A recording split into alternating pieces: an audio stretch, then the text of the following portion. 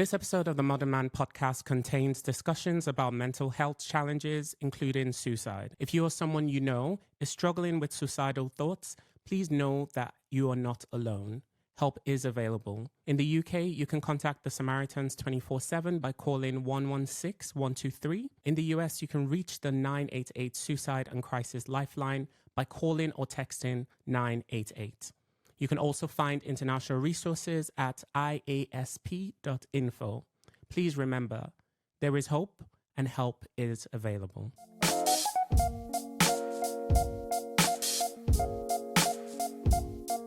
Welcome back to the Modern Man podcast, Conversations on the Human Experience. Today, we're diving deep into a topic that's crucial for every modern man, mental health. I'm joined by Dr. Matt Slavin, a clinical psychologist and high-performance coach known as the Burnout Psychologist. Dr. Slavin specializes in helping driven individuals and teams elevate their performance, enhance well-being, and prevent burnout. He's worked with everyone from entrepreneurs to elite athletes, and he's here today to share his experience with us. Welcome to the podcast, Matt. How are you? Oh, thank you. What a great introduction. Thank you so much. My pleasure. I'm well. It's nice to be with you, Hamza. Yeah. Thank you so much for being with us. I really appreciate it. So I asked everyone that comes on just to tell us a little bit about themselves. So Matt, would you mind telling us a bit about your story? Sure. So my professional story and my personal story, they overlap. Okay. As any good story should. Many strings. I'm quite open about my story. And on my social channels, for instance, Instagram, I've kind of got a story about where I was from a little boy to where I was now. Yes, yeah. I mean, I'm open about it because I feel actually as men, we often don't talk about struggle. And my story of where I am now, being a helping professional, being a clinical psychologist, I'll tell you more about what that is in a second, has been driven by my early experiences of what life shaped me to be. Okay. So I had my own, like we all have, I had my own share of some difficult things in my childhood. Yeah. I was a very sensitive young boy. And I think what happened for me was when I went into coping in my teenage years, I managed that by what lots of men do, is by focusing on performance and achievement. Yes. I also went to a school that was very driven on performance and achievement. So the message was, whatever's going on, the best thing you can do is you focus and you just go as hard as you can. So I tried to get the best grades possible. I tried to achieve everything I could. And I would do that through working out lots of exercise and then lots of study, push all my feelings down. And eventually got to a point where I just couldn't do that anymore and everything came out. And I went to my own journey of going through therapy, of finding out about mental health and what it's like to actually, one, do that self-exploration work, but two, to have the skills to be able to cope with what comes up. Yeah. And that has been the foundations of what led me to really understand how I might help others. And I went on a journey of helping young boys, young offenders, kids who are having a tough time, teenagers, young adults.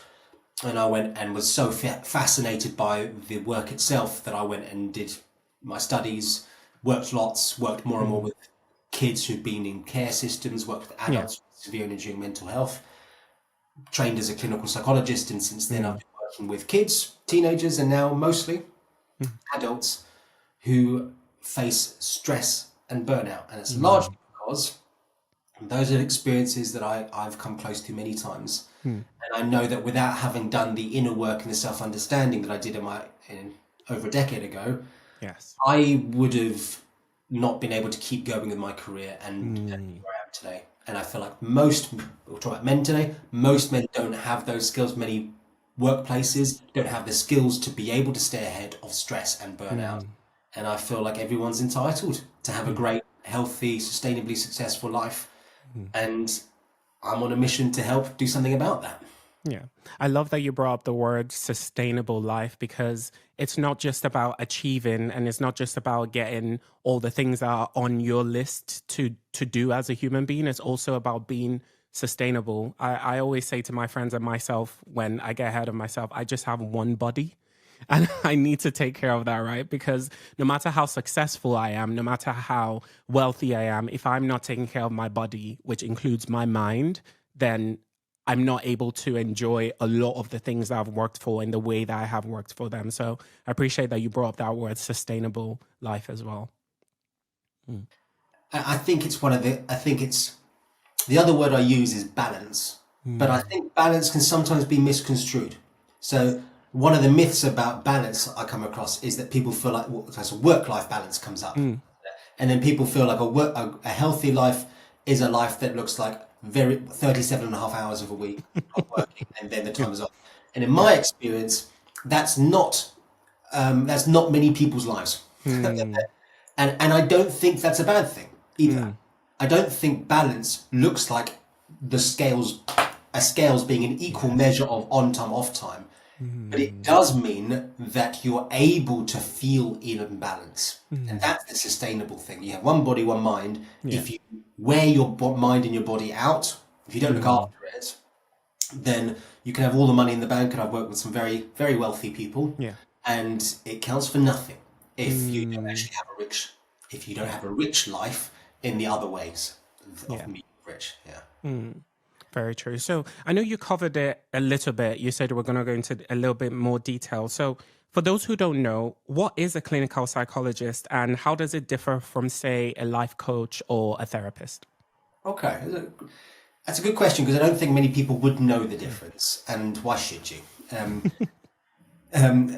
So a clinical psychologist is someone who dives deep into the root causes of emotional distress and suffering. That's the real basis of clinical psychology. It's a protected title, meaning you can only call yourself a clinical psychologist if you've done doctoral level qualifications, you've done the equivalent of a doctor's rotations. You've got to do lots of under supervision with a lot of performance management, and you have to be continually accredited by the Health and Care Professions Council, which is like the UK's body of doctors, nurses, psychologists to say you're ethical, you're doing the right thing. So it's a badge of trust, meaning that you go to that person, they have had to do a lot of training and they've been under a lot of pressure to make sure they really know. The difference is they're working with severe and enduring mental health. They work through evidence-based guidelines. It's based on things that have been based on research and data-driven methods from good scientific rigor, and they're trained to do the things they say they do. It's the deeper work too. A life coach would have lots of helpful qualifications, but but it's not the same level of credibility. There might be some things they're not so confident in. They're more likely to deal with going forward and the present than going to the past and what's holding you back. Especially things like trauma, you need to be very careful that you go to someone who has a lot of experience and the right training. Definitely. And a therapist or a counsellor is someone who could do lots of different methods, and they might take extended periods of time to just explore with you and let yourself explore and have a space to talk. Whereas clinical psychology is much more focused around tailored and targeted interventions. The whole point is finding why are you stuck, what are you struggling with, where's the root causes. We're going to deal with that in a very time-limited, structured way, so that after 3-6 months, probably the longest I work with people is a year. You're free, but it's not free of where you are now. You're free for long-term solutions. We've dealt with the things that have held you back. You shouldn't need to go back to someone for a very, very long time. So in my head, the kind of difference is, I guess we do the root cause stuff as clinical psychologists. And when I say we dig deep to the deep stuff, that doesn't just mean you need to come with depression or anxiety. It can mean I want to go somewhere. It's the high performance athletes. I want to go somewhere. I want to be the best I can be. But I'm not achieving my potential. Why? There are deeper reasons why, and that's what we want to address. Okay. So as in your experience and your work as the burnout psychologist, focusing on workplace performance and stress management, what are some of the key drivers of burnout in men? So firstly is overwork. So they are and it's not it's not simply just pushing too hard or working lots. This is the balance thing. They're working beyond what their body can sustainably achieve. So if you think about, so inside our amazing body and our anatomy, we have this thing called our autonomic nervous system. Our autonomic nervous system is our automatic response system that manages how we deal with the world. We developed this, we evolved with this, however you want to believe about how we've been equipped with this, whatever you think, it is here now, the way that we get through experience without thinking. Autonomic nervous system. So it's mainly got, way back in the day, got built to deal with threats and survival. So it has two branches. What it does is one branch of it says, when there's danger, scan, assess very, very quickly without thinking, and then respond either with fight or flight. Can I defeat this saber-toothed tiger or fight off this warrior or run? They're way too big, I need to run away, or there's a storm coming, I need to run back to shelter. All of that processing happens quicker than we can think. Because imagine you're in a really dangerous scenario, or a car's about to come and it's coming close to you on the road. You need to jump quicker than you could possibly think. Well, how close is it? Is it enough of a gap? Where are my toes positioned? So this happens so quickly. So it's automatic nervous system. The other side of it is the one that allows us to rest and digest, is the other branch. The extremes is shutdown as well, because there's times where shutdown becomes another survival mechanism. So you might need to dissociate, shut down, go numb to get through something really horrible. So when we come back to what it's the modern man and what modern day looked like, the same threats I told you about in the past can still happen. We still get the same experience in our bodies and our nervous system, but they don't need to be about physical threat. It can be about pressure and expectations of my role. Am I going to lose? Am I going to lose my job? Am I going to lose earnings? Is someone going to compete against me for what I want? Is somebody going to try and steal my partner? Am I going to lose social status by being embarrassed or being shamed by what I say when I go and do a pitch? So our autonomic nervous system works hugely around society expectations. So what can happen is you have these two pedals. You have the drive pedal, which is the fight and flight one, extremes, and you have the slow down, rest and digest. And what happens is you push down the accelerator and it's like there's no release. So the body keeps going with staying productive, handling stress, and the accelerator gets jammed down to such an extent there's no break. And that overwork is more than I'm saying just because you're working hard. Actually, what's experienced in the body is the body and the brain become extremely fatigued. And that is, and I would say there's reasons behind why you would be stuck in that state, but one of the things a lot of men don't have is the ability to be able to modulate their nervous system, how to tap on the brake, slow down, speed up, slow down. So it's either fully on or I'm collapsing because I'm sick, or I'm on holiday and I'm just catatonic. So that's one of them. One of them is this pedal play that needs to be worked on. There's other things around like emotional suppression. So tied into what I was just saying before about these threats, one of the ways that men deal with not wanting to expose vulnerability, not be called out, not find their weakness, is to suppress the things they worry about being seen as weak or their vulnerable bits, which can be dangerous because one, you don't reach out for help when you really need it. That's true. Yeah. The other thing about that is you don't build the skills or the things that you need to build the skills on, because you hide behind the mask of things you're capable of. And as you climb the ladder, you get more capable. Eventually, you might get to a point where you're like, oh my gosh, there's some things I really haven't worked on that I need to work on. And now I'm way too senior to be able to expose myself. So how do I deal with that? And a lot of the time, these things, there might be skill-specific things, but the more exposing things are like not knowing how to delegate or open up or express my weakness or deal with frustration or deal with my anger or deal with my sadness. Those things often leave men feeling very isolated in their struggles. So they're pushing down the accelerator and they're like, I don't know how to press the brake sustainably, but also who's going to help me with that? Because everyone's expecting me, it's self-expectations, everyone's expecting me to keep performing well. what's going to happen? And a big fear I come up against is what's going to happen if I open up that lid and look inside some things that I'm struggling with? Yeah. Am I then going to completely like, am I going to break? That's a big fear. A lot of them Yeah. have. So I'm glad you brought it up because I was having a discussion with my wife about it, and I was really excited for this episode because one of the things I wanted to ask you is you talked about overwork as one of the issues that the modern man faces. How can people push themselves in a healthy way? How can they find this balance that you're talking about of when to, press on the brake pedal or when to just go full throttle?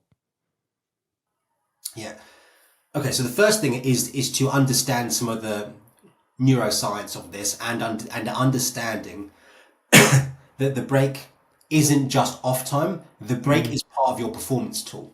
So like a high performance car, if you think about F1 racing and you think about how they, whoever's going to be fastest, it's not just how fast you go, it's also how well you decelerate. It's also when you find the moments to find gaps. It's also how you're looking after your engine, because the car's only going to perform well if race after race or for the whole laps, it's going to be in high performance mode.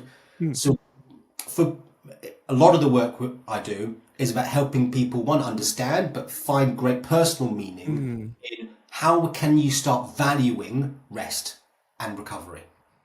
Not just sleep, rest and recovery.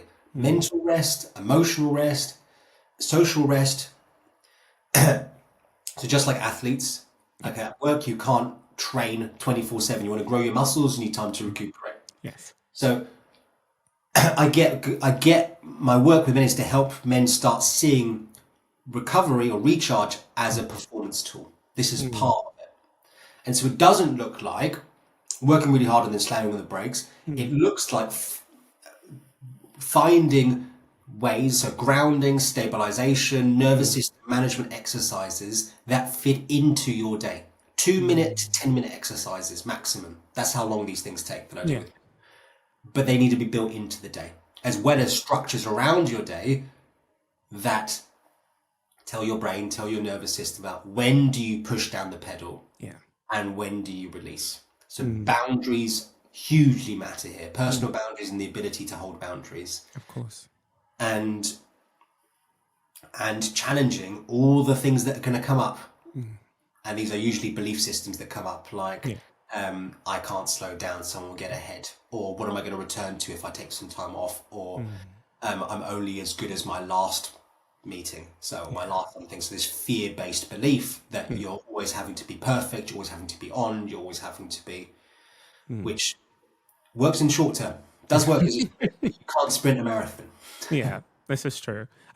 So you brought up the fact that a lot of people have fears about slowing down. They have fears about taking time off because I almost see it as the pressures of the external factor. So if we talk about the expectations that are placed on men by the society, the pressure to be successful, the pressure to be to be the provider, the pressure to be the best, how does that affect the psyche of a man, and how can that individual look more inwards to themselves and almost push away this external societal pressure that is put on a lot of men? Yeah, that is the challenge. It's a big challenge. Yeah. Because we're shaped and influenced by our surroundings. We are.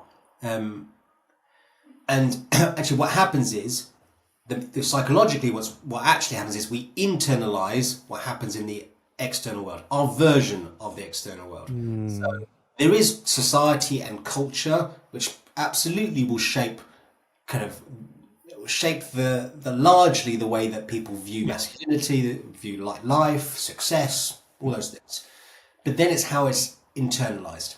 And so what I work with is people's beliefs about themselves, people's beliefs about other people.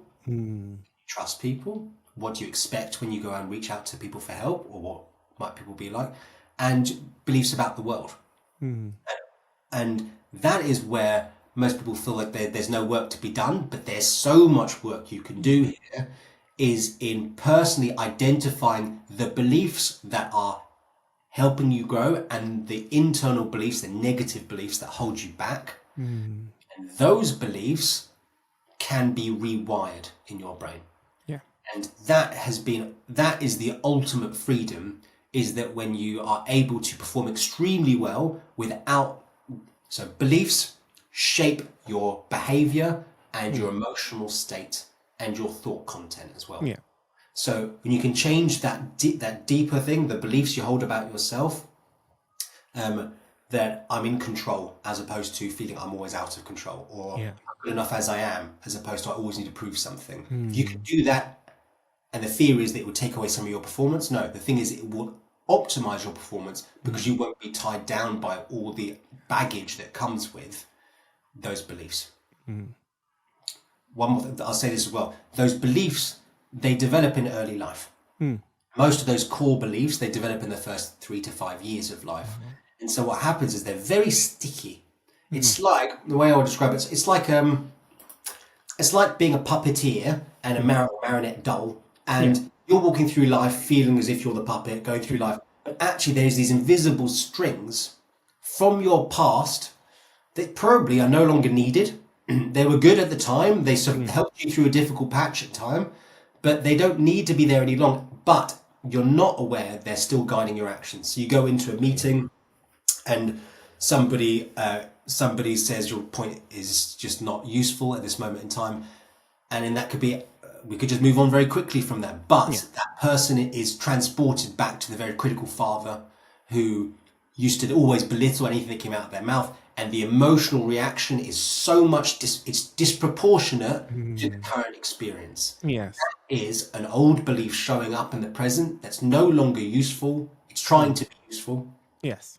But it's not helping you where you want to go. That's the thing, we can cut those invisible strings. And it happens, I think, in a lot of people, their situations happen and they react in a specific way. And when you speak to people about it, or those individuals, they almost don't know why they acted that way. They don't know why they've done the things in the manner they've done. And it's because there are these invisible strings from your past that are still trying to help you, but they're not needed anymore. So I'm really glad that you brought that up. And you've given like 2 or 3 analogies today that are just perfect. So, so thank you for that.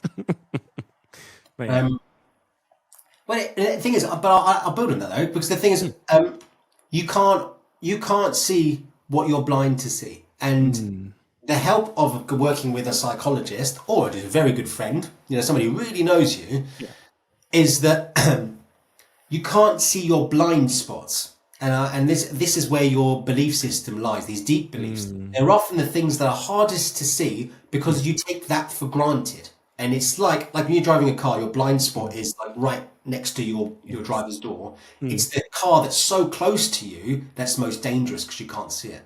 And the same thing here.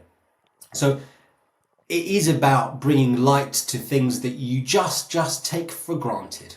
And awareness is so key. And then there are, of course, powerful techniques that you can address this with. But yeah, when things feel really overwhelming and you're just reacting, that's actually because in our brain, our emotion, there's a technical neuroscientific term called emotional hijacking. Emotional hijacking, which is when the emotional experience it's so big, I have such a strong reaction to it, that the emotions are so loud, it activates my threat center of the brain, the amygdala, which is the same area of the brain that tries to say there's a fire, there's a saber-toothed tiger. And it says, so I was saying before, it says, don't think, don't work your way through this problem with problem solving, just react instinctively with your fight, flight, freeze, flop response. So emotional hijacking means the emotions hijack your thinking brain. So in the moment, it's actually almost impossible in a very strong emotional reaction to think your way out of it. You need to switch your brain back online again. And that's only if you know already that you need to be doing that. Could you possibly be doing that? Because if you don't know, you can't access the skills that are going to help you through that period. So yeah, emotional hijacking, I have heard of it before, but I haven't seen it in this light. I haven't thought of it as an actual hijack, which it is. Exactly like a hijack. It's actually taking over and it's taking control. That's the thing, isn't it? So the difference between having a strong emotion versus being overwhelmed by your emotion is this difference of who's in control. A strong emotion means you can feel and think simultaneously. You could say, it's so hurtful, you could say that to me. So painful, you're saying that to me, because that doesn't feel fair. That feels completely unrealistic. We need to talk this through, because right now I'm just feeling hurt. I'm feeling, and we need to find a way forward, because I'm not accepting the way you're speaking to me. Yeah. Thinking and feeling versus emotional hijacking is I'm just going to react to that. It's going to feel, you don't know how it's going to feel. It's just going to feel, it's just going to feel. You're just going to get anger. You're just going to get shame. You're just going to get sadness. You're just going to get panic. So who's in control? So we want you to feel in control. And to feel at the same time, which is absolutely possible. Yeah. So I've watched a couple of your stories and your resources that you've put out, and you mentioned that juggling your family life and businesses pushed you to the edge of burnout more than once. What are some of the signs of burnout to look for, and how can we tackle these early so they don't become a bigger issue? Okay, so there's 3 core dimensions of burnout. Okay. I will say as well, yes, I have. I'm a human being, and I think any human being that really tries to have the life they want and to break free of the chains of just of societal expectations, you want to do something for yourself, you want to pursue your own dreams, it's going to come with pressure and hardship. If you live a life, it comes with pressure and hardship. So it's very normal that you come up against difficult times. And so the main 3 things that the main 3 categories we'll look out for, and then I'm going to give some examples. Okay. Are firstly, the first category is energy depletion. So do you find yourself waking up and feeling as though you're not rested even after a full night's sleep? That's a big warning sign. Yeah. Secondly, do you find yourself having mental detachment or cynicism towards your work? So something that you used to be interested and passionate by, do you find yourself questioning what's the point? Or not feeling motivated towards something that you know has some connection to you? And thirdly, the other third category is a reduction in performance. So at this point, burnout, because stress can help or hinder performance, at this point, stress is affecting your performance where it's noticeable. So things that tasks that used to give you confidence now make you feel more shaky and self-doubting, or that you notice, or even maybe worse, other people are noticing you're not performing as we're expecting you to be. Those 3 things are the 3 core dimensions of burnout. Okay. But the other things when I work with clients, things that often show up are frequent irritability with others, like very short fuse. Like, it doesn't take much to really feel annoyed and maybe, like I said before, to emotionally react. I came across that one with my clients recently. He said, I'm usually very level-headed. And he lost his cool twice at his team, and they knew it was uncharacteristic for him, and he felt very bad afterwards. But that's a big sign. Yeah. Another sign might be as well that you find yourself clock watching a lot at work, either because you're like, I just really want to get out of here, or you're surprised how quick things go. Your perception of time changes. You finish the day and you're like, oh my gosh, where is it gone? Oh my God. That another big warning sign, perhaps the biggest warning sign, is that you start feeling stressed when you're meant to be winding down. So one of the phrases that I often use for burnout is it's kind of characterized by this feeling of being tired and wired. So the central paradox of burnout is just when you need to start putting on the brake pedal and slowing down, you feel anxious to go forward again. And so rest in and of itself becomes characterized by anxiety and stress. And this is a really vicious cycle. And that's another big thing to watch out for, is when you are having your downtime that you've said, this is time with family, with friends, with whoever's meaningful to you, or by yourself. Do you find like you can't be in the present moment? Do you find yourself feeling palpable feelings of anxiety, or do you find your mind's very, very distracted? I should just check in. if you've agreed with yourself that you need to be off and you're still doing that, that's getting into a very dangerous pattern. Yeah. I appreciate you for saying that, because I think a lot of people have these signs of burnout and they just can't identify it. And one of the things I think for me that I find a lot in people is what you said about the anxiety in resting. And it's not getting to rest, it's trying to come out of the rest. So, waking up in the morning, you don't just feel like you've gotten that good night's sleep and you're just like, do I have to go to work today? Do I need to do this? So yeah, no, it's really interesting. I thought it was super important to ask because understanding these signs and understanding these concepts is probably the first step in the right direction.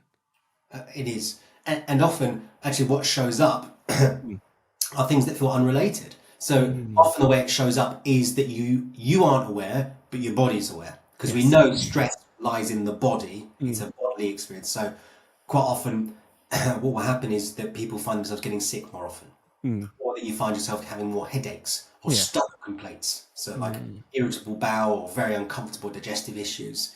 Or that your sleep is massively affected. So you just find yourself waking up, as you said, and just not being able to get into a deep, restful sleep. Often those are the things that show up first, and they're put down to lots of different experiences, but those are all related and can always be, not always, but can always be related to the experience of high levels of stress and cortisol. Yeah. Because stress is a bodily experience and your body will respond. A weakened immune system is what happens with prolonged stress. Difficulties with your sleep is what happens when you get prolonged stress. Headaches and stomach issues, they're all founded upon, can be related to stress. So you need to be looking out for those signs and symptoms. So assuming someone is already at the point of burnout, what advice do you have for them on what to do next? So if someone gets close to burnout, already burnt out, they're going to know about it. They're going to be really struggling. But even then, it often takes someone else to get them to do something. That's the thing about burnout, is that more often than not, it's easier to spot in others than it is in yourself. Because whereas an acute stressful experience is very noticeable, you can feel you're being stressed. Prolonged stress activation eventually will leave you feeling numb and disconnected. And so that's kind of easier to spot in someone else than it is in yourself at that point. So if you get to that point where you're very, very worn out and people are going to start noticing. So let's start with that bit. What can you do? Say yes to people that are reaching out. People are concerned about you. It was very likely that someone at work, someone at home has said something. Say yes to opening up and starting to speak and to start exploring what's going on. Yeah.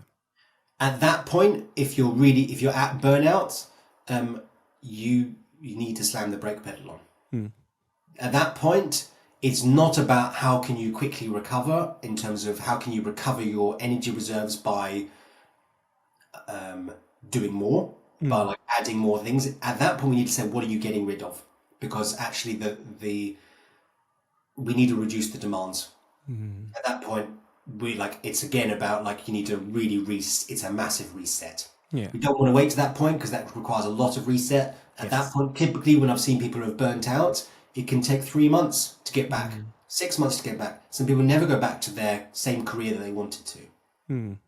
So you've got to strip things back and it's like rebuilding a house again. Strip things back and start building strength. So if you think about it's like you've exhausted all of the fuel in your body, all of the fuel in your system. We can't just quickly recover and get back on again because actually you still don't have any reserves there. You don't have the reserves. The next time you get to the challenge, it will happen again. So we want to build up reserves again, which means that is the point to reach out for help. That is the point to make some significant changes. And we might make some significant changes to structure of life, prioritization. Things have to change. Because if at that point, it makes sense that you want things to get better, and most people don't want to change. You don't like change. Unless you change, it's just going to happen again.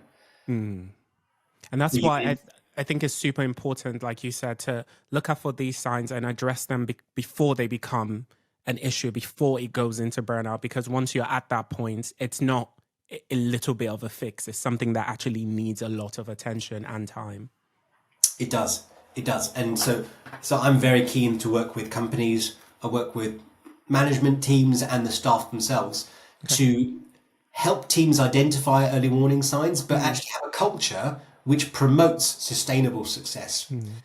So that, one, you've got the building blocks of having good foundations. You've already learned all these skills. You've already learned what to know, to reach out for. But there's a culture of how people deal with issues that helps people look after themselves and stay ahead of the game. So I talk about in my work, with my corporate work, or my and when I see with people, I talk about building your burnout shield.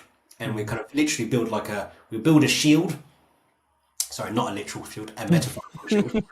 We build a metaphorical shield. I'd already started imagining the shield in my head. Metaphorical shield, which is the armor, the defense against inevitably what you do want. You do want stress. You do want hard work. You do want to push yourself. Yeah. But we don't want that to pierce us and get right to the core of us. We need to have some level of protection in place. So you can keep going without it deeply wounding you. Because then you get deeply wounded, you're taken off the battlefield, it's going to take a long time. You're no good for anybody. That's true. And no one wants to be sick. No one wants to be unwell. No one wants to feel like they're not having the life they deserve. So prevention is better than cure. There's like the thing I can't say more often than not. Prevention is better than cure. Absolutely. Hey there, it's Hamza. I hope you're enjoying the episode so far. Don't forget to like, comment, share, and subscribe. It really does help the channel grow.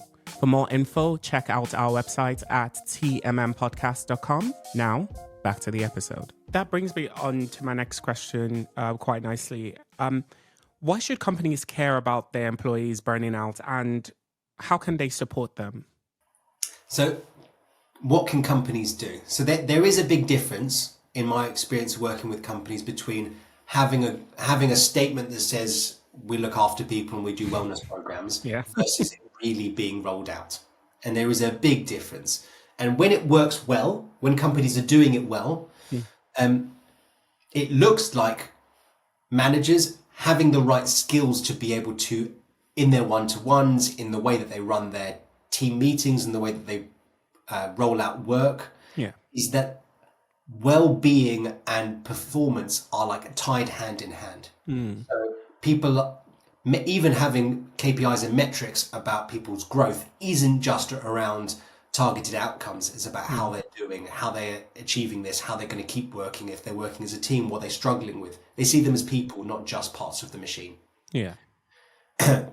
So that means managers having the right soft skills to be able to deal with people's challenges, people's barriers, frustrations, and their emotional distress. It also means managers being able to deal with their own emotions, their own stress, because the minute they're overwhelmed with their own stuff, you can be a great person, but the minute you're stressed, you can't be a great helper. If you're too overwhelmed with your own stuff, you just can't put it aside. Also, we want managers who are able to be empathic, but not take on the burdens of their staff. Because I've also seen that is where people feel they need to help, and then they're carrying around things that are then slowing them down, weighing them down. So I found that is really important. The culture of it is very important. That the team itself needs to be able to all have key skills to manage their brain and manage their nervous system. So even the smallest, even the people that are making some small impact in the team, the junior members of staff who maybe not be viewed as highly as someone senior, they have the skills. And also they're allowed to be valued for their skills as well. So often the danger here might be that they're not valued enough and they feel like they're not being valued. If you're not being valued, you don't get the best work out of somebody. But also, it often shows up in teams that a few people are very high performers and they take on more than their fair share of the burden. and people feel like we need to give it to them because they just do it well, no questions asked, and they feel I do it very well. I'd rather not delegate it because I do it very well and very easily. And that sets up a very dangerous pattern because that is not sustainable for anybody. So teams need to learn how to effectively divvy out work, how to communicate, how to hear from all members of staff. And the ultimate sign is that people feel comfortable to talk about mistakes, including managers. People feel comfortable to speak openly. There's a term called psychological safety, about how safe you just feel in an organization. And really what we're asking for is a culture and a leadership of emotional literacy. Leaders who have good emotional intelligence and are able to support their team in that way. That will end up having a team that you can stay with you for many years and will get you where you want to go. Because one of the major risks to any team is time off of work from employees or employees leave. And staff retention and absenteeism, those are going to be the biggest threats to productivity. Yeah. So you've mentioned previously that stress isn't the issue, unmasked stress is the issue. Can you expand on that a little bit? Yeah, stress itself is really useful. It's a really good thing, stress. So let's think about what stress is. So stress is a physiological response to drive us towards a resource. Okay. So, or away from a resource. So again, it does help to think about ourselves not as modern men, but think about us as ancestral cavemen, where we want to go back. It helps us remember why we do things here and now. So way back when we weren't worried about promotions at work and salary, you were worried more often than not about survival. Yes. So stress was one of these things that keeps you alive. And the three main important things for kids staying alive are access to resources, so food, shelter. The second is reproduction, finding a successful mate and passing the genetic code, and not getting killed. And stress is a very helpful thing to help all those three things. So, I mean, for instance, today, one of the core foundations of stress, the physiological response to stress, is hunger. So when you need to eat, your body sends signals. We just think of it as hunger. You say, I'm hungry, I need to go get something. But actually what it is, it's a physiological experience of discomfort. It hurts, it feels uncomfortable. And you also feel, I need to go get something. Need to get something to satisfy this discomfort. And that is stress. Same thing applies for work. It's uncomfortable to go to work, but I need to pay my mortgage. So I'm going to go and push through the discomfort to get the money, get resources to satisfy this need. So stress in and of itself is essential. You would starve to death. You would lose your job. You would lose all your income. You probably wouldn't make much of an effort with your partner if you didn't have a stress response to deal with unpleasant emotions or a reminder of what you do want in life. So stress is not the issue. There's lots of studies and there's lots of theoretical understanding about how stress drives us to boost performance. So being watched can be a real motivator to boost your performance. You think about you're in an athletic event and you're going to run the 100 meters. There's been studies showing that being watched will make you run the fastest you've ever run. Now it can play the other way, but it can absolutely boost your performance. So eliminating stress isn't the issue. It's about managing stress. So stress, when you have a stress response, it releases hormones to your bodies, neurotransmitters that activate your body into into getting resources, into drive. Your body releases those hormones and eventually they will deplete. So you need more. If you keep pushing the accelerator pedal and giving yourself more stress hormones, but you don't give time for it to recover, eventually that stress response system, if it's an overdrive, it will do damaging things for your body. It will start shutting down parts of your body. It will no longer work effectively. And that is when you suffer. And that is essentially burnout. It's prolonged activation of unmanaged stress. Not stress in and of itself. And the idea is you want to identify the causes of these stresses and if they are actually needed.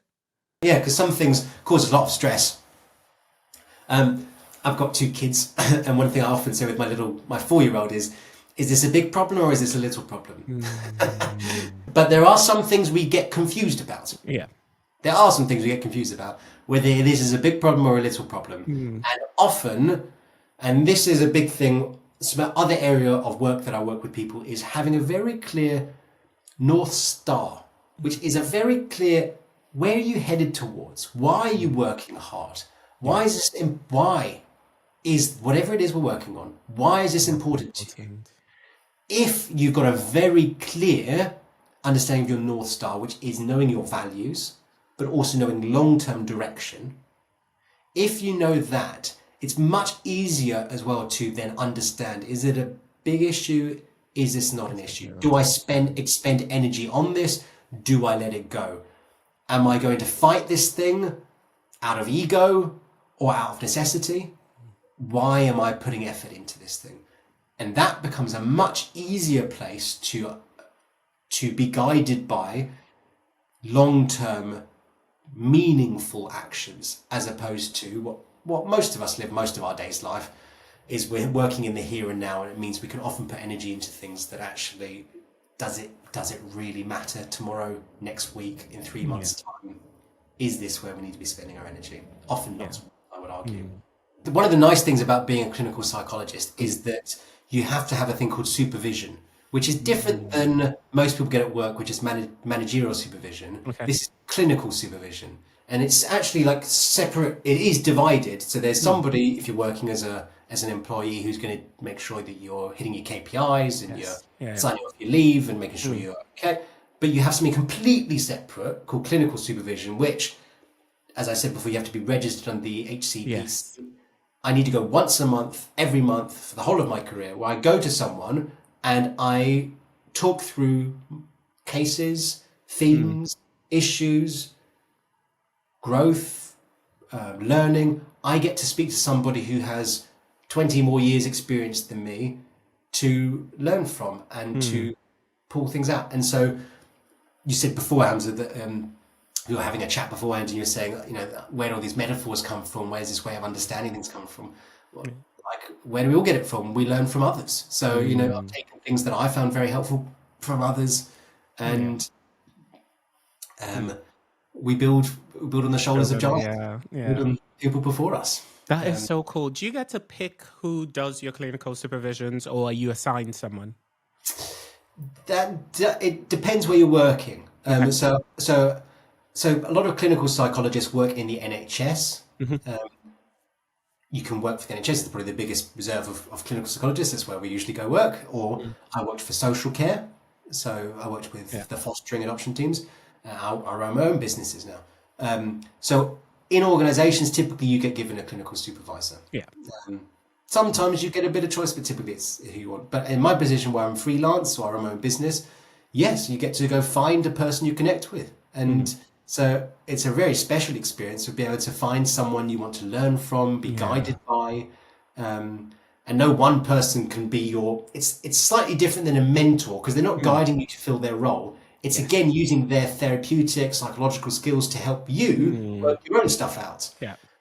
But of course, people can't help but humans. We share some of the stuff we've been through ourselves. So I'm a supervisor for quite a few people, and I love that role. I think both ways, whether you're providing it or you're receiving it, it's a very special place. I do forget that most people don't have something like that, actually.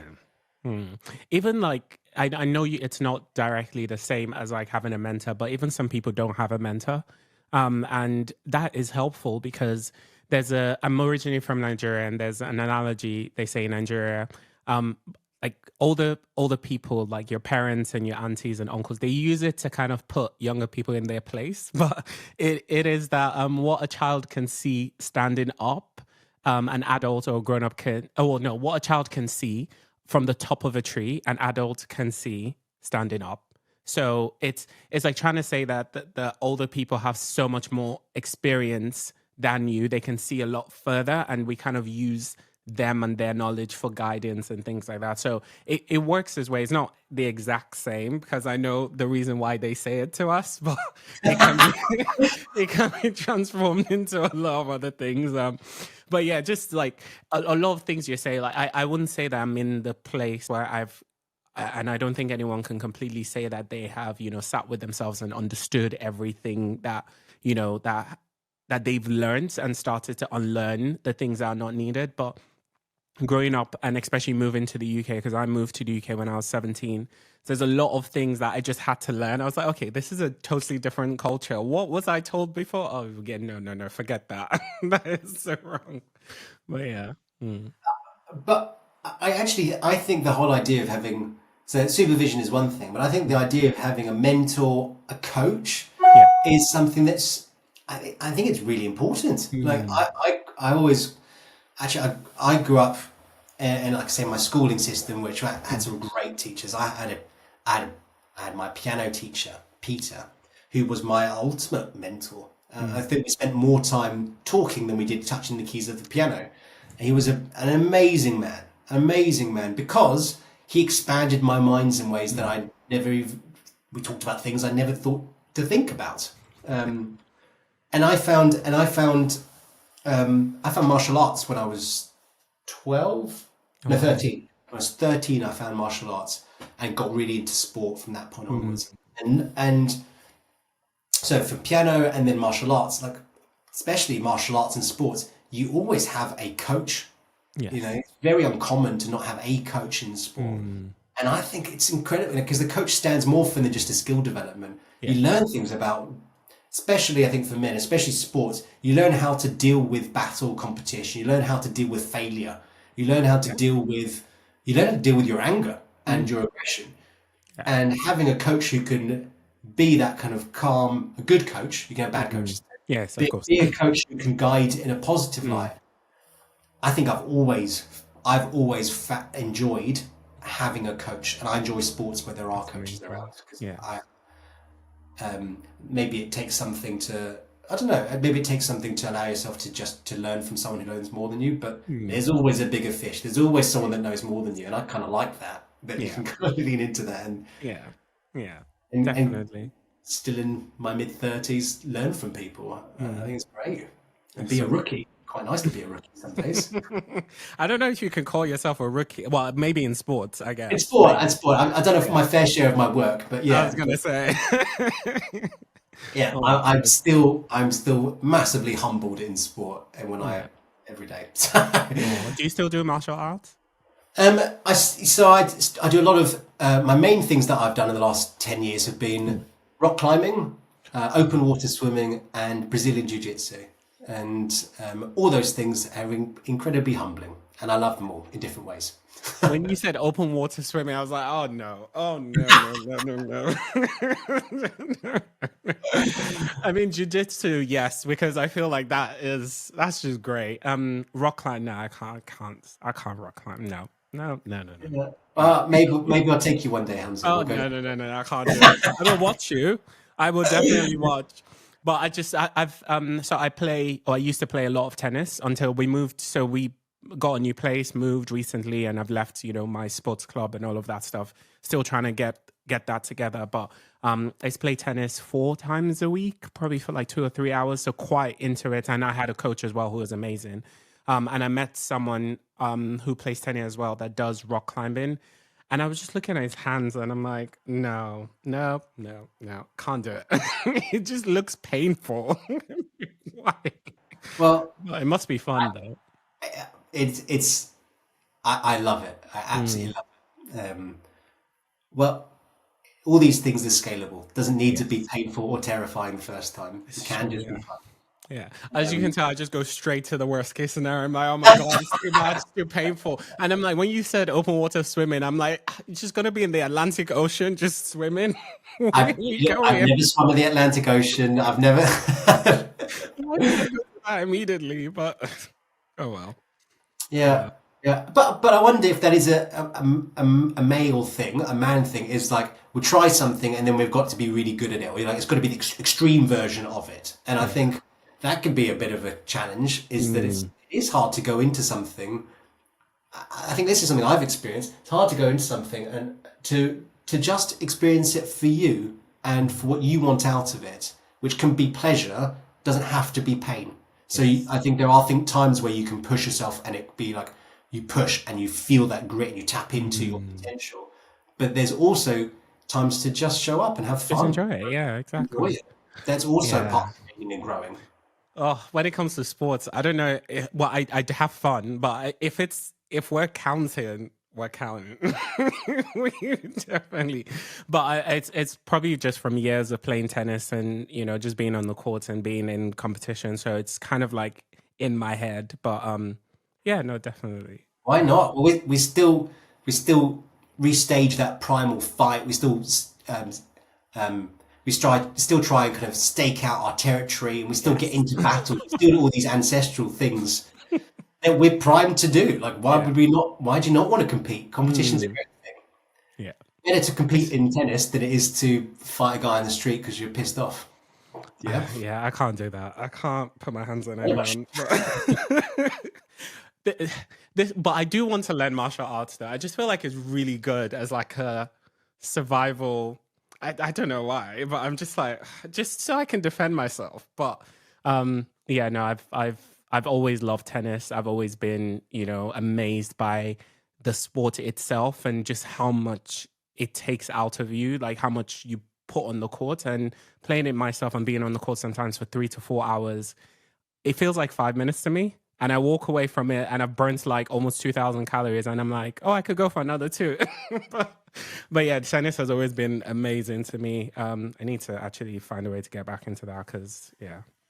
I think so. It sounds like you tap into a bit of a flow state, which is, where time, like we said before, time can move so fast in the wrong way when you're wholly stressed, but time can move so fast in a really good way where it doesn't, because that's working your body very hard, but it's not, but that's a different thing than full throttle accelerator, because actually it sounds like you're having fun. It's joyful. Oh yeah, even when I lost, because like I wasn't that good to begin with, and all the matches I lost, and I never beat my coach once, which was a dream of mine before I left. But it was just nice, to have that, which was so different from work and so different from everything else in life. But yeah, sorry, I can talk about tennis for another 2 hours, but let's let's keep going. Let's keep going. Yeah. So Matt, there is a horrifying statistic that men are 3.5 times more likely to die by suicide than women. What factors contribute to this, and what can we do to change it? It is shocking, isn't it? That I think in today's world that men find themselves in such a stuck position that suicide feels like a way forward, an escape. I think there are some key dangerous messages that men receive from society around having to keep being strong, around having to not open up and not share vulnerability, having to be the strong one, the breadwinner, the earner, that men often learn in life that you have to deal with things yourself, and that's the mark of a strong man. And the really dangerous thing that happens with that is that when stress builds and men are feeling very stuck, they haven't practiced how to reach out to others, but also things can pile up so high that it feels like now I've got such a load, I don't know how to share this big load with anybody, because now it's almost too big. Yeah. And what happens is that men experience such an overwhelming fear or burden of sharing that they feel deeply shamed by their things they haven't shared with others. And shame is a feeling that stops us from growing and healing. Shame is something that restricts us, holds us back. Because whereas guilt is I did something wrong. Yeah. It's workable. We can work through guilt. Shame is I am wrong. And shame is immobilizing and means that often when people feel shame, they retreat and isolate even further. And then they feel there's nowhere to turn. And suicide is a very dangerous, it's the ultimate dangerous place to get, where people feel like there is no escape from this experience, the only escape is by Exactly. suicide. Yeah. And so I think the difference between men and women, at least the stats in the UK, are around 3.5 times more likely to die by suicide as a man. Because I think women, we're talking into absolute binary terms here, but if we Yes. just lean into some stereotypical ideas, that girls are more practiced in talking, opening up, and in sharing. And that's part of how they play growing up, whereas boys are more collaborative, or we do things together rather than opening up and talking about what we're going through. Yeah. So, I mean, so I think it was a couple of years ago, we have statistics in the UK every couple of years for what happens with death, numbers by death. Yes. And suicide is the leading cause of death for men under the age of 50. And I think it's something like 11 men die each day in the UK by suicide, which I work a lot with men who are feeling suicidal. And that's, again, we go back to clinical psychology. That's sometimes the people that we're working with, and where people have got to are feeling that despairing. But still, it's desperately sad that people can get to that place. And really, messages like this of speaking on podcasts about men's mental health is there is ways out of this very stuck place that people feel. And there are, either at the point, if you're feeling suicidal, you need to reach out, and it's okay. It really is okay, because I can tell you, I've met people, all men from all walks of life, who've been in a very bad place. It can change, and the thing to remember is it can change even when you feel like it can't change. And so there are organisations like the Samaritans to pick up the phone and just speak to, 116123, or you speak to, I'm pretty sure that's the number. I've said it so many times, but let's just make sure I'm right. Yep, 116123. Reach out to your GP as a first point of contact. If you're really in a bad place, you're like, I'm not sure I'm safe, you go to A&E. They have a specialist team who screen and are going to help you. But the bigger thing here is often people, friends and family, feel like, I'm really worried about someone, and they just don't know what to do. And all of the trainings, all of the best research says, if you're worried about someone being suicidal, don't beat around the bush, go straight to the point you're worried about. Ask someone, are you feeling suicidal? Asking if someone's suicidal does not make it worse, does not plant the idea in the head. That's the biggest fear people have. It doesn't. Talking saves lives, and it's been shown time and time again, if you can address the really difficult conversations with a place of respect and genuine wish to help, ask the question and be prepared to be there to listen, and just you don't have to have the answers as a friend or family member. You don't have the answers, but just allowing someone to start talking really does save lives. Yeah. And it's almost like the first introduction to a solution, because you're getting them to talk. I feel like a lot of times people sit with their thoughts and their feelings, and it just gets worse and worse, because it's almost like an echo chamber internally, and they don't let it out, and they can't express to other people who may have been in a similar position or may have been in a similar problem and found a way out, but they just don't, they feel like they can't talk, they feel like they can't express, and they have that shame, I guess, and they feel like there's something wrong with them. So talking and just being there to listen to someone, like you've said, I think is a massive help. And the antidote to shame is empathy. And so what you can do as an individual who's worried is, actually, I recommend you don't come up with any problem and any answers to the problems. Don't come up with solutions, because you're going to get weighed down and bogged by solutions that, I'm telling you, most people, when they're really stuck, it's not the fix they're looking for, because they've worked out and they've tried to logically work their way out of the problem. It's not a logical solution, it's an emotional block. So you need to come with feeling with them. And be empathy. What empathy is feeling with someone deeply. So empathy is a brave task. It's a brave thing to reach out to someone when they're struggling, because what empathy really means is, if you're feeling something like sadness, depression, I need to feel within me something that feels very similar to what I think you're experiencing. I need to remember my hurts and my own pains. You do in some way to just draw the feeling forward to be and to really connect. And when you feel when you can connect with someone and just talk and be present, people will start to find their own solutions. That's the only place you can start connecting to find some movement forward.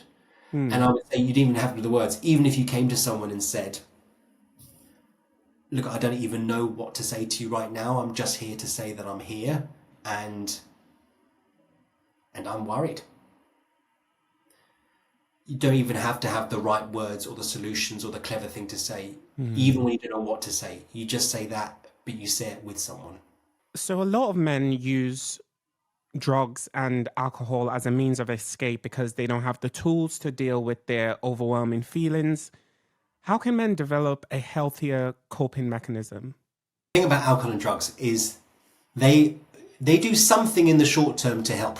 And often what they do is they make you feel a little bit brighter, or they dull the big feelings in the short term. But alcohol is a depressant.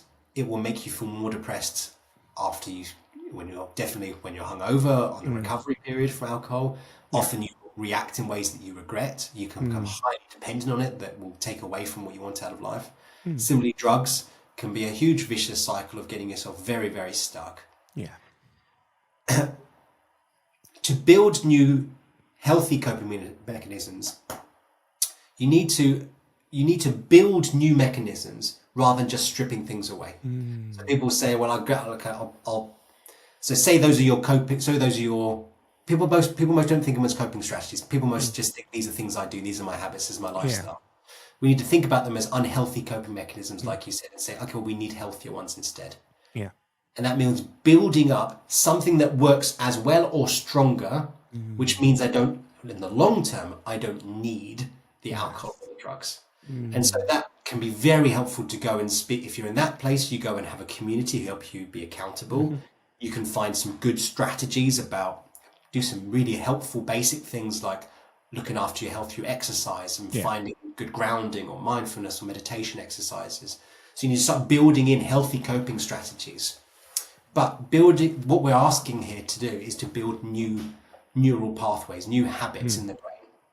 And so you need to repeat something many, many times to build a new habit, a new neural circuitry that makes choosing going for a run better than reaching for a glass of wine. That takes many repetitions. But what also will happen is these old beliefs we talked about, these old pain points from your past, they will show up and they will try and bring you back to old habits. Yes. And so that's my work, I work with high performing men, but often where we work is we end up talking about pains and trauma because we end up dealing with the unresolved issues from the past that take them away from the life they want to align with. And that is how do you help people with healthier coping strategies? One, need to practice the healthier coping strategies, but they need to deal with the unresolved issues that lead them to go against their healthier coping strategies. Yeah. So you've mentioned previously that depression can be misdiagnosed in men because the signs can look different. So such as like anger, irritability, and risk taking, and they don't always look like fatigue or sadness. How can we raise awareness or identify some of these other representations of depression in men? I think this is one of the ways where social media becomes very helpful. Yes. I think there's a lot of unhealthy things on social media, but I think finding good reputable sources of information, we can spread awareness messages that are very helpful. Because you're right, there are ways.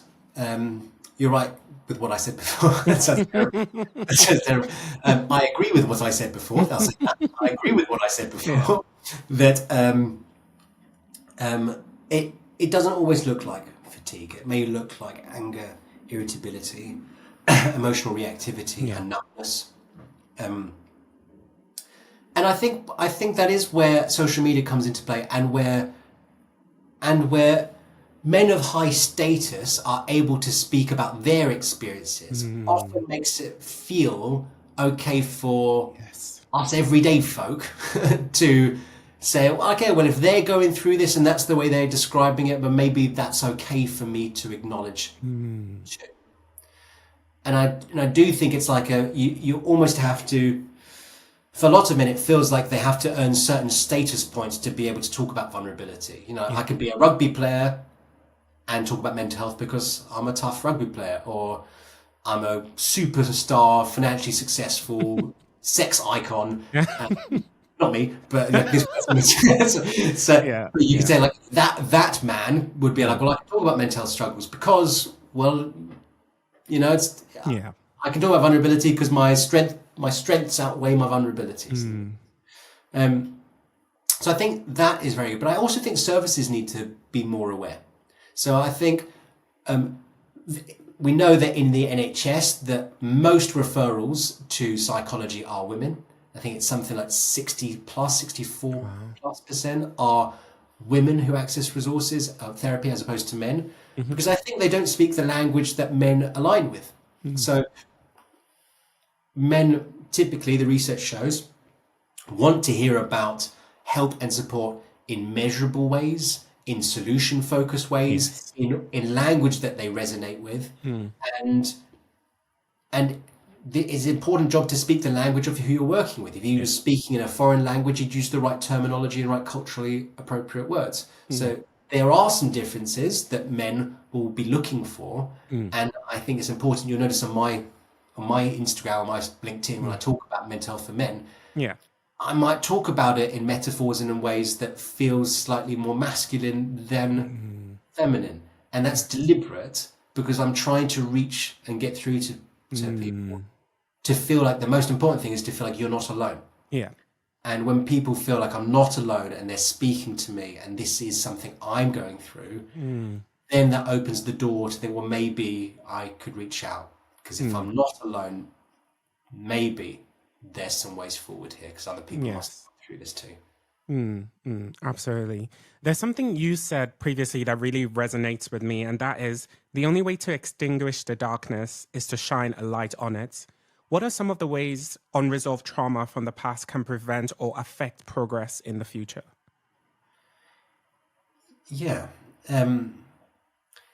That darkness is often what people fear the most, is that they have their... So I work, again, so you might think my work starts with burnout and stress often, and it might end up somewhere a little bit deeper than that. Often it does.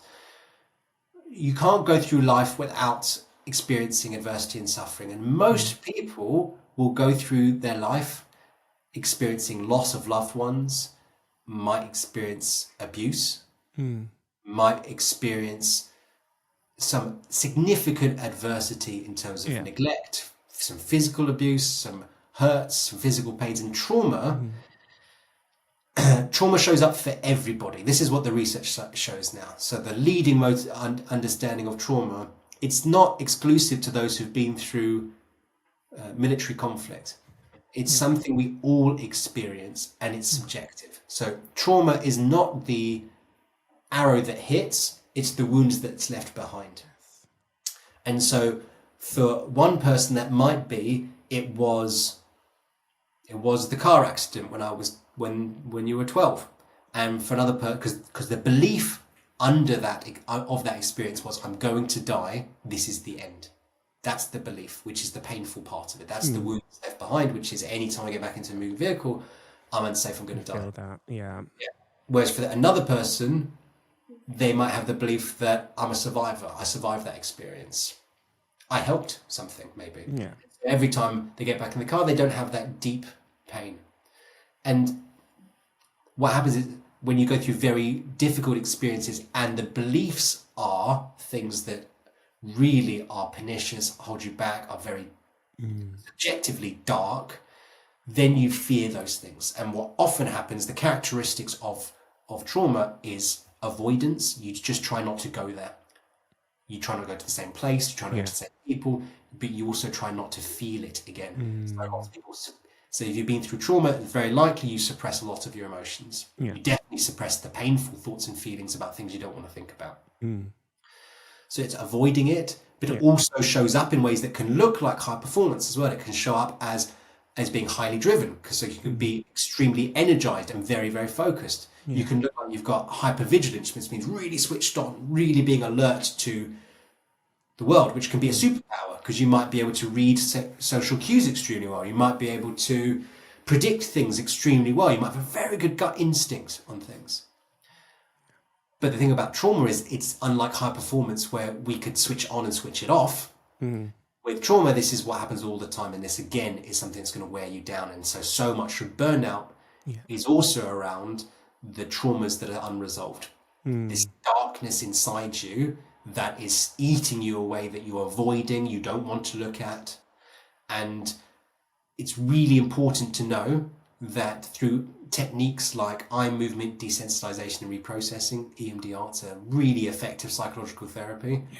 Very short space of time. I mean, a matter of 8 to 12 sessions, you can free up things from your past that have been around for 20, 30, 40 years. And that's when we talk about going to the darkness to find the light. It's the bravest thing you can do. The people I work with are incredibly courageous, because they deal with the things that most people don't want to look at. But when you look at the darkness and you actually address it, we can think more about the neuroscience of why it works, but just let's think about this. If you go to the dark points, it will take away their power. It will essentially unshackle you from the shackles of your past. Because now you know what it is, right? It's no longer this thing that is there, or even something you're not aware of. It's no longer a mystery. It's now known. You're now getting the tools that you need to work on them. You're now aware of the issues and how it manifests. So I think when I heard that, I was like, I need to talk to you about it, because for me, I think that's what a lot of people don't realize, and what I have started to take in a lot more, is that the older I get, what else is in my past, what else is a darkness inside of me that I haven't resolved, that I haven't looked at. And like you said, looking into that to find the light starts to disarm them and starts to give you more control over it. And that was my journey. So even when I speak about my own experiences, like, I remember a time where I was scared of what was in my head. Like I thought, actually, if I go there, somehow I would find something terrible. Or if I started to get into and think about myself in that way, that I would lose control. I'd go crazy. It would overwhelm me. It would be too much. And I remember viscerally thinking, I don't want, like, I remember like pushing back. I'm not doing that. I'm not doing that. I don't want to. And I can't, I know now, like your metaphor of the helpful version of what your parents tried to say to you is that you do have to go on this journey. You have to go through it to really to know the other side, that it feels better. But I can tell you from the other side, as a person, as a human, but as a clinical psychologist, and this is my work, that going through that darkness is such a freedom, because in your head, whatever it is, I'm telling you, whatever it is, it has way more power over you when you don't look at it and when you avoid it than when you confront it. Absolutely. So much more power. And why not free yourself up from it? You're allowed to. Give yourself permission to. So Matt, as we come to the end of the podcast, I always say hindsight is 2020. What do you wish you had known at the start of your professional career that you know now? I'd love to know back then that growth isn't linear. And true long-term growth often looks like making progress, going forward, and then having to deal with the things that were going to drag you back. And this work isn't clear. It's not always neat.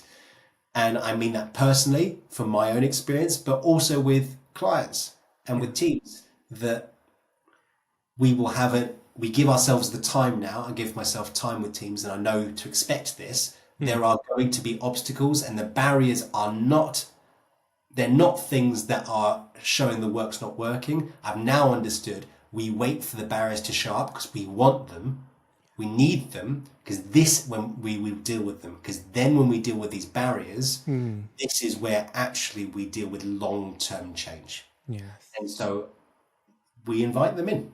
So when people are struggling, teams are having difficulty, when the things show up, I want to see them. We want them to show up. And I think it's very helpful to know personally as well. That is the growth cycle. It's meant to be rocky and bumpy, but we want the bumps. Yes. Because that's the way we grow the most. I know a lot of people know that, right? A lot of people still feel and think that growth has to be linear. Like I need to be in a much better position every single time. And that's not the case. Sometimes you might need a second to regroup. Sometimes you might need a second to step on the brake pedal and just figure out what's happening. So I'm glad you said that, because it should be a thing that people understand. Growth is not linear. It's not linear. I wish it was. I wish it was, but it's not. It's not how it goes. Yeah. No. So Matt, is there anything you would like to plug? So I'm really motivated at the moment to be able to have a wider reach and help teams do this work, be in the right place possible, so they don't end up with members of staff in burnout, in high levels of stress, or not performing well. So I'm really excited that this year I'm spending more time with teams, working with whole teams and with managers in burnout prevention, stress management. And if you include my website, it's theburnoutspsych.com. You can go on and have a look about what I do, but please reach out. I'm very happy to have a 20-minute no obligation call with someone and talk about what's going on and how we might address that. Of course. That's why I'm really focused on this year. Yeah. No, I will definitely include the link to your website and also like your LinkedIn page as well, just so people have those resources, and they'll be included in the description. So definitely. And then Matt, just the last question to finish up the podcast. What advice do you have for the modern man? I would say for the modern man that strength is about failing, and it's about getting up each time that you fail. Yeah. There's a great misconception that you need to be strong all the time, that you need to be showing excellence. And I think it's a very dangerous message that you need to be strong all the time, that you can't show vulnerability, that weakness is a sign of things going wrong. All of the research and evidence says that is the place where you're going to grow the most. So strength is about failing. Strength is about keep going. Strength is about opening up and reaching out for support. Yeah. That's what I would say. That's amazing. I appreciate that so much. So Matt, I just wanted to thank you so much for coming on the Modern Man podcast. I hope you've had a good time. I really enjoyed our conversation and I really appreciate your time.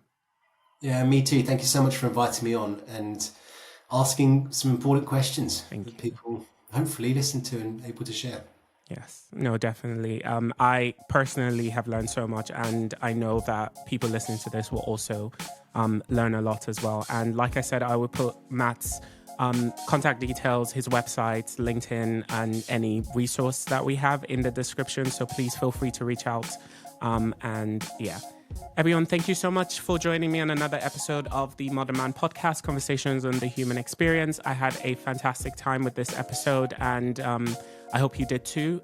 If you like what you heard, don't forget to like, comment, subscribe, and share this podcast, and reach out to myself or reach out to Dr. Matt Slavin, and we'll be able to point you in the right direction. And yeah, I hope you had a good time, but I'll catch you on the next one. Take care. Bye.